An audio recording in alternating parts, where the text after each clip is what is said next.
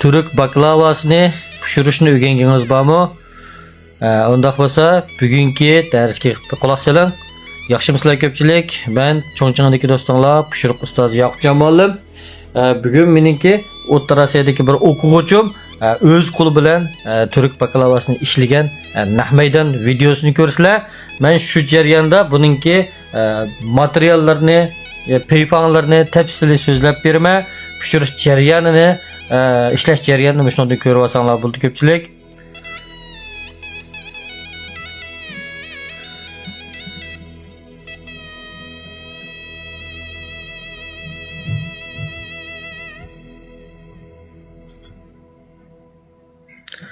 Bugün qildig'imiz oilda ishlaydigan nusxasi, oilsida nusxalar, do'konlarda nusxa o'xshashmaydi. Eng avval qatiqdan 200 gram tasq qo'yib olsizlar. Ondan keyin suvdan 200 gramni yana shu qatiqning ustiga qo'yamiz.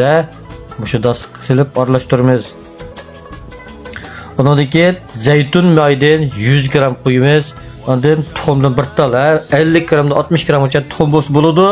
Ondan keyin tuzdan bir qo'shiq taxminan 5 gram, ondan keyin totopindan taxminan 5 gram, olma ochiqsi yoki oq ochiqsi bo'lsin bo'ldi, bundan taxminan 8 gram qo'ysizlar. Buni hammani aralashtirib olgandan keyin, undan keyin undini, shu elastikligi yaxshi, so'zilishi yaxshi undan 800 gram ishlatibsizlar. Undan keyin buni hammasini xamir qilib yug'uramiz ko'pchilik. Xamir qancha siliq holatda, qancha yaxshi pishsa shuncha yaxshi. Ondan keyin mushu xamirni 8 parcha qilib bo'lsanglar bo'ladi. Buni jinglashning hojati yo'q ko'pchilikka. Jinglamay bevositlam mushu o'zinglarning sezgusi bo'yicha bo'lib ishlasanglar bo'laveradi. Mushu o'lcham retseptlarni hammasini o'z oldida deb beraman, so'zlab beraman. Taxminan 2 minut, 3 minut turg'izib o'tgandan keyin yeyishni boshlasanglar bo'ladi. Yayga vaqtda bir qatim, tunji qatim yeyib bo'lgandan keyin buningga kraxmal sepmiz, ko'muqnaq kraxmal eng yaxshi bo'ldi. Un sepsanglar bag'an siri, yaygan siri bir qavat qilin, bir qavat parda hosil bo'ldi. Shunga amalo un ishlatmay kraxmal ishlatamiz ko'pchilik. Bu shu un chachimiz odat yayga vaqtda osh unning o'rniga kraxmal ishlatsalar, eng oldilar deb qo'yganim shu. Bu shu kraxmal chechib yaysanglar bo'ldi.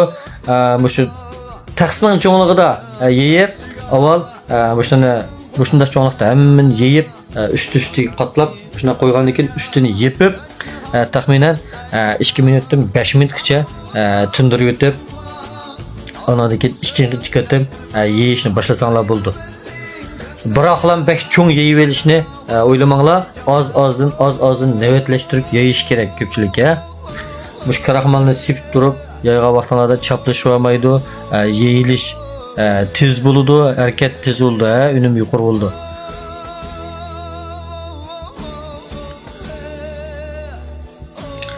Handiki bu uzun no'g'ich ishlatib yeysizlar. Yayga vaqtlarda shu yeyish holatiga diqqat qilsanglar bo'ldi. Buni bekchiq so'zlamasam bo'ladi. Oilda shu xabar yugurib chiqa oladigan ayollarning hammasi bu jarayonni biladi. Şuna bekçik sözlemaymiz. Fakat sizler bilmeydiğin noktalarla sözlep bir ko'pchilik.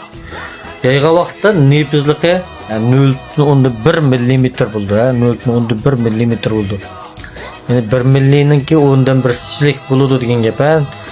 Shu cho'ngroq ranglik uch xeti bor jurnal deganda kitoblarni ostida qo'ysanglar, xetni aniq o'qil bo'g'dak holatda yeyishinglar kerak. Shunda yeyilsanglar eng yaxshi bo'ldi. Undan keyin uyinglarda bor yoki o'zinglar yoqtiradigan meyg'izlarni yanchib, ustiga bir qavat chachsizlar, bek qilinchi yetmasanglar bo'ldi. Undan keyin bu 4 parchaga bo'liblam bir boshdan shu inchki no'g'ishniki cho'ngligi qanchalik bo'ldi desanglar, shu barmoq bosh barmoqdan sal yuqoriroq yoki oshir bosh barmoqchik bo'lsa bo'laverdi, bak yo'g'on bu ketmasin no'g'ishning cho'ngligi. Mush bosh barmoq yoki mush bigiz barmoqchilik cho'ngliqda bo'lsa bo'ladi. Kichikroq bo'lsa bo'ladi, lekin bak cho'ng kesilmaydi ko'pchilik. Mushunda yo'gab, undan keyin o'tirga qistab akab mushu qatlig'ini mushunda olib chiqarsizlar, undan keyin ikki uchini aylantirib bir-biriga qatib qo'ysanglar, yumaloq shakl hosil bo'ldi. Ma shaklni odatda anjir shakli deb qo'yamiz. anjir şekilde yapıyoruz. Anjirga o'xshab ketadi. Baklavaniki turlari intayin ko'p, lekin buning turi ko'p bo'lgan bilan buningki nemasi o'xshash desanglar, mush xemirning yugurilish jarayoni o'xshash, xemirning payfonsi o'xshash, xemirning yeyish usuli o'xshash. Faqatlab mush yo'gash, tugish usullari o'xshamaydi. Buning ichidagi meg'izlar o'xshash, undan keyinki mushu shika qiyamlar o'xshash bo'ladi ko'pchilik. Faqatla tugish shakli jarayonida ochiq o'xshamaydigan shakllar paydo bo'ldi. Bu har bir xil tugish shakliga asosan o'ziniki eng yaxshi, eng qolayli holda shakllantirildi. Mana mushu jihatda o'xshamaydi. Qolgan boshqa joylarning hammasi o'xshash. Ammo bugun ishlayotganlar butunlay qo'lda ishlaydigan nusxasi. Bu do'konlarda keng ko'lamda ishlab chiqargan nusxasi emas. Qo'lda ishlaydigan, uyda ishlaydigan nusxasi. Bunga alayda mushu bo'sh tush ularni silib asan qo'lda qilib bo'ldigan holatga keldik. Chunki bir vaqt tamoq atganning o'rnida qilib bo'lish uchun, suratni tezlatish uchun mushunday materiallar ishlatdik.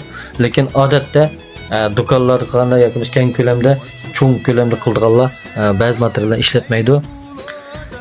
Shuning uchun tushunmagan yeringlar olib qolsa, pinglunchi so'ranglar. Ayrim xonada so'rmasanlar bo'ldi, pinglun qilib mushu inkas rayini so'rasanglar bo'ldi. Mushunda tugib bo'lganiga ustiga mushunda yong'oqning yerimini, kichik yong'oqning yerimini yeb qo'yib, ondan keyin kavshan solamiz. Kavshanning gradusi 180 gradus taxminan 10 minut 15 minutgacha bu pishib chiqadi. Bu rangini sap-sariq so'g'at etishning hojati yo'qligi islam bo'ldi. Ondan keyin biz shika qiyam tayyorlaymiz. Sudan 500 gram, shikadan 500 gram, nimingson yoki nimingson bo'lmasa tatafim bo'lsin bo'ldi 3 gram silib, shuni bir qayintib olsanglar bo'ldi, bir qayintib olsanglar bo'ldi. Buniki bek quyoldirib, bek tatlı qilib, bek nim qo'yishning hojati yo'q. Musholatda bo'ldi. Undan keyin yangi chiqqan vaqtda, baylava yangi ko'shani chiqqan aman mushuni qayintib ustiga qo'yib olsanglar bo'ladi. Bu oilada ishlaydigan nusxasi. Mana mushu oltim intayin ko'rkam chiqadi ko'pchilik.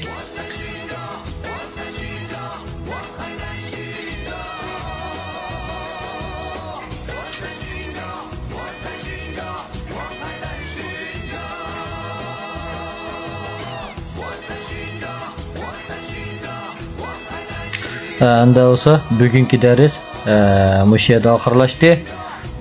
O'rganishni xohlasanglar, tushunmagan joylar bo'lsa, Pinglo rayonida so'rasanglar bo'laveradi.